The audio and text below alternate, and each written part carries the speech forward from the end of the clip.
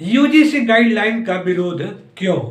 सवर्ण जाति क्यों असहज है और ST, SC, OBC, Bahujan Samaj को क्या सावधानी रखनी चाहिए?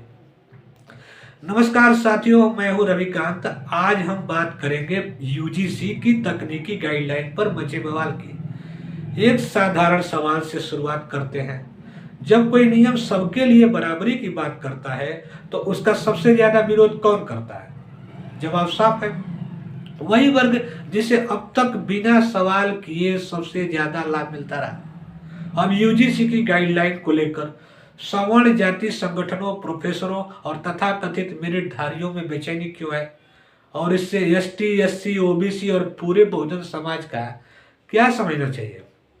आइए परत दर परत खोलते हैं। गाइडलाइन असल में है क्या? यूजीसी की हालिया गाइडलाइन कहती है चयन प्रक्रिया केवल इंटरव्यू या सिफारिश पर नहीं बल्कि स्पष्ट, पारदर्शी और विविधता संवेदनशील हो। आरक्षण नीति कागज पर नहीं, जमीन पर लागू हो। एससी, एसटी, ओबीसी, महिला और हाशिए समूह की प्रतिनिधित्व की निगरानी हो। यानी सीधी भाषा में अपने लोग चुपचाप घुसाए नहीं जा सकते और यही समस्या शुरू होती है।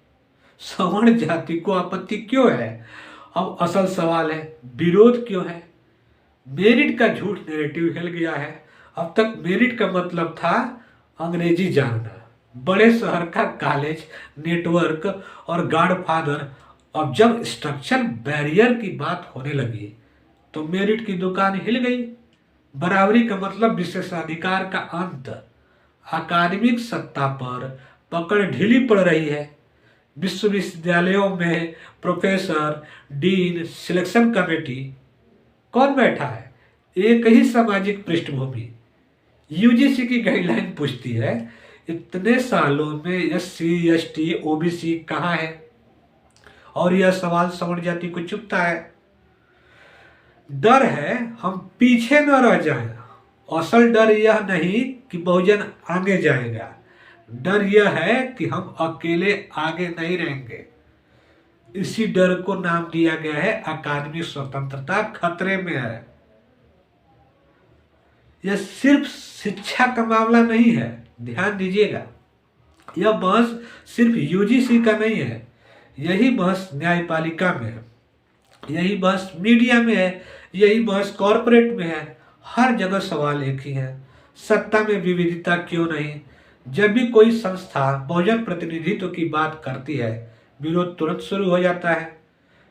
SC, ST, OBC, Bahujan Samaj को क्या सावधानी रखनी चाहिए? और सबसे जरूरी हिस्सा, मेरिट के जाल में मत फंसिए।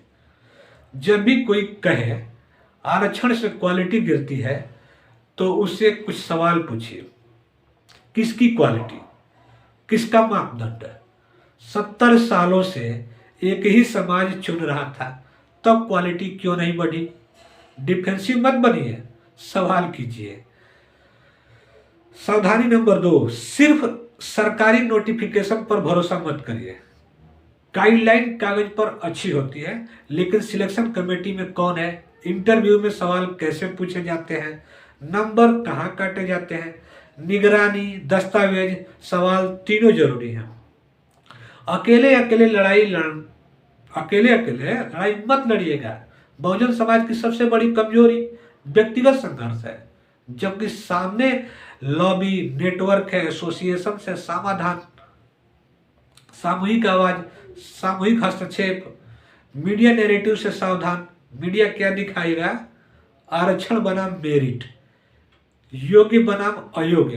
बताइए, कभी नहीं दिखाएगा जातिगत पक्षपात, इंटरनल सेटिंग, अंदरूनी नेटवर्क।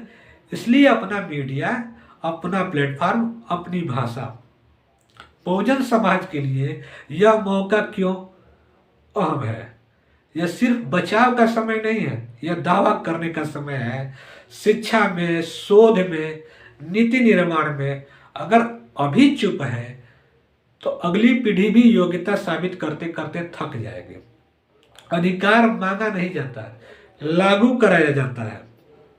आखिर में यह सीधी बात है, यूजीसी की गाइडलाइन का विरोध क्वालिटी के लिए नहीं, कंट्रोल करने के लिए। और बहुजन समाज के लिए यह लड़ाई नौकरी की नहीं, सम्मान, प्रतिनिधित्व और भविष्य की है। अगर आपको लगता है कि शिक्षा व्यवस्था सबकी होनी चाहिए तो सवाल पूछिए, आवाज उठाइए और इस चर्चा को फैलाइए। जय समता, जय संविधान। अगर वीडियो अच्छा है तो चैनल को सब्सक्राइब करें।